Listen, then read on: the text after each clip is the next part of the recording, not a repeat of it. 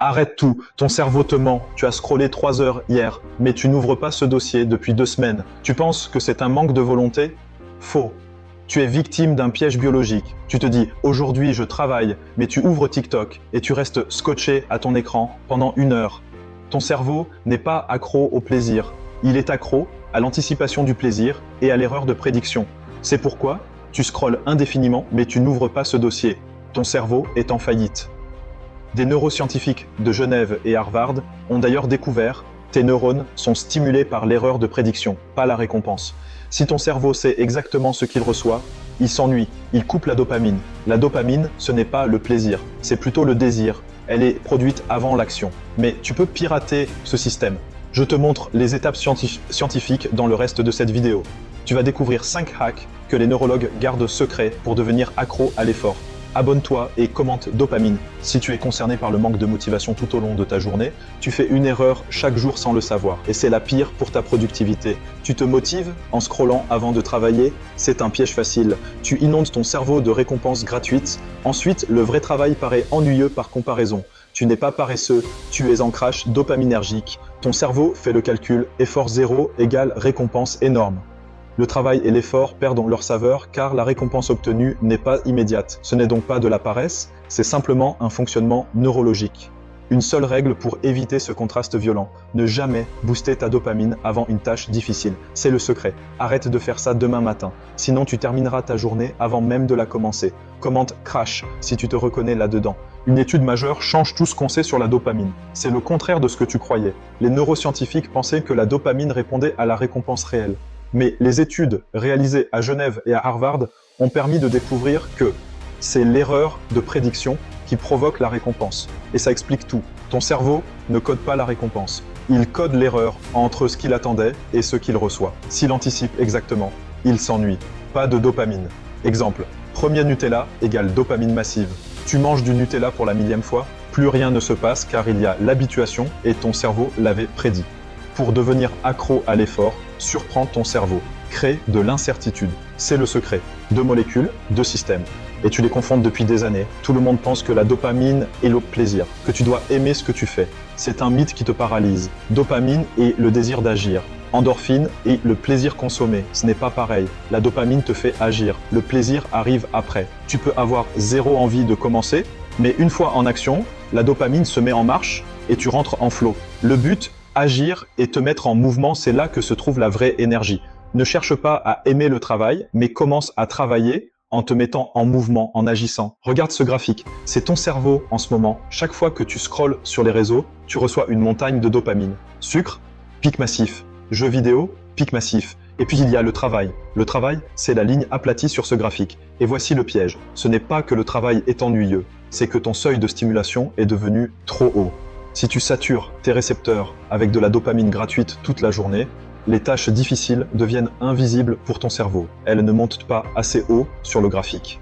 Ton système nerveux dit « C'est quoi ce truc peu stimulant? Je ne le vois même pas. » Et c'est pour ça que tu ne peux pas te concentrer. C'est pas de la paresse, c'est de l'inflation dopaminergique.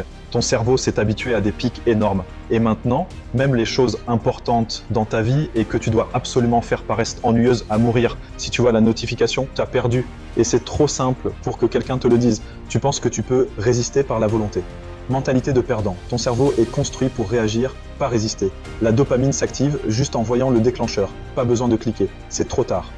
La solution, la technique du coup de massue. Supprime le signal, cache ton téléphone, mets-le dans une autre pièce, vraiment hors de vue, change ton habitude complètement. Si l'objet disparaît, le désir ne se déclenche pas. C'est neuroscientifique, pas un hack qui ne marche pas. Demain matin, range ton téléphone dans une autre pièce. Mode avion pendant 2 heures et travaille en étant focus. Une règle stupidement simple brise l'inertie. Une fois cassé, il est neurologiquement plus difficile de s'arrêter que de continuer. La résistance maximale est au démarrage. C'est pas l'effort, c'est la transition. Se mettre au travail paraît impossible. La règle des 2 minutes. Tu t'engages pour 120 secondes seulement. Ouvre ton ordi, écris un paragraphe. Pas le rapport complet. Et voici la magie.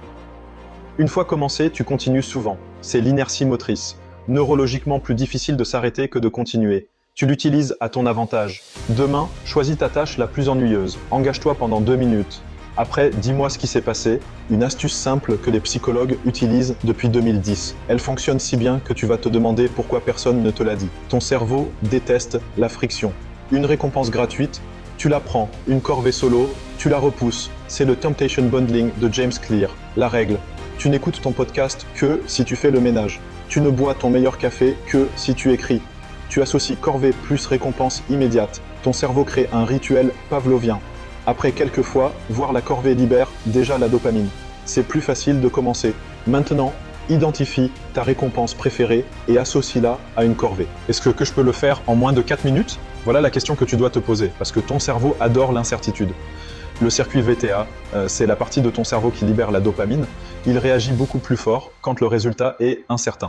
50% de chances de réussir, boum, dopamine massive. Alors que certitude totale, rien. C'est pour ça que les gens deviennent accros aux jeux vidéo.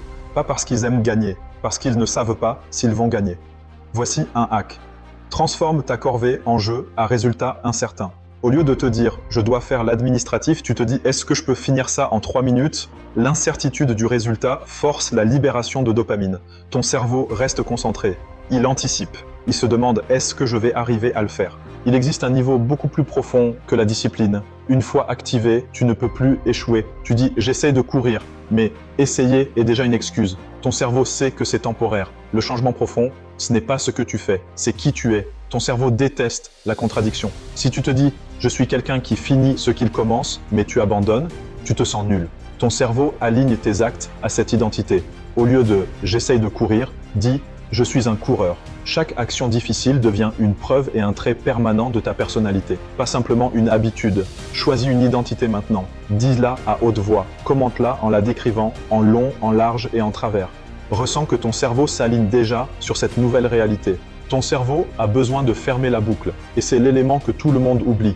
Si tu finis une tâche et que tu passes à la suivante. Ton cerveau ne construit jamais le circuit effort et aux récompenses. Célèbre chaque micro-victoire. Par exemple, coche une case « Yes » à haute voix.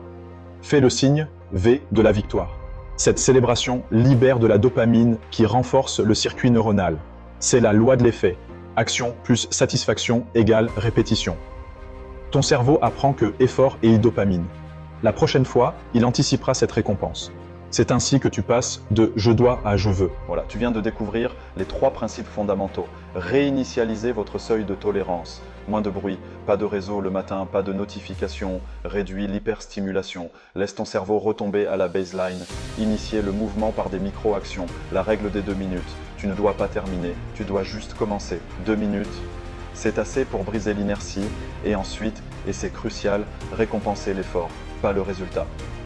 Célèbre la micro-victoire. Cocher une case, afficher un sourire, c'est comme ça que tu recables ton cerveau pour associer la dopamine à l'effort. Ta dopamine n'est pas une ressource infinie, c'est un budget. Et tu dois l'investir intelligemment. Pas dans les scrolls, pas dans les notifications, dans les choses difficiles. Aimer ce qui est difficile est le super pouvoir ultime. Et maintenant, tu sais comment l'activer. Commente investi si tu es prêt à reprendre le contrôle. Pense à t'abonner si tu as aimé cette vidéo. À très vite.